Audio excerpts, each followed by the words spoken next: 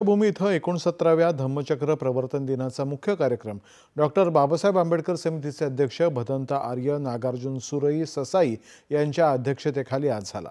या कार्यक्रमाला विशेष पाहुणे म्हणून हरियाणा सरकारचे अतिरिक्त मुख्य सचिव डॉक्टर राजशेखर वुंद्रू उपस्थित आहेत। धम्मचक्र प्रवर्तन दिन म्हणजे समानता घडून आणणारी धम्मक्रांती होती असं ते म्हणाले। भारतीय संविधान देऊन डॉक्टर आंबेडकरांनी देशामध्ये पहिली क्रांती आणली तर बौद्ध धर्माचा स्वीकार करून दुसरी क्रांती आणली असं ते म्हणाले। महाबोधी विहार बौद्धांच्या ताब्यामध्ये व्यवस्थापनासाठी दिला जावा अशी मागणी भंते विनाचार्य यांनी यावेळी केली आणि त्यासाठी एकत्र येण्याचं आवाहनही केलं। त्याआधी सकाळी 69व्या धम्मचक्र प्रवर्तन दिनानिमित्त मुंबईतल्या चैत्यभूमी स्मारकामध्ये आणि टिळकनगर सर्वोदय महाबुद्ध विहारामध्ये भारतरत्न डॉक्टर बाबासाहेब आंबेडकर यांना अभिवादन करण्यात आलं।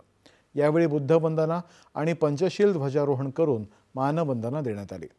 यावेळी डॉक्टर बाबासाहेब आंबेडकर महापरिनिर्वाण दिन समन्वय समितीचे सरचिटणीस नागसेन कांबळे आणि पूज्य भदंत डॉक्टर राहुल बोधी महाथेरो यांच्यासह अनेक मान्यवर उपस्थित होते। यावेळी समन्वय समितीच्या वतीनं डॉक्टर आंबेडकर यांनी दिलेल्या 22 प्रतिज्ञांचं सामूहिक वाचन करण्यात आलं। मुख्यमंत्री देवेंद्र फडणवीस यांनी धम्मचक्र प्रवर्तन दिनानिमित्त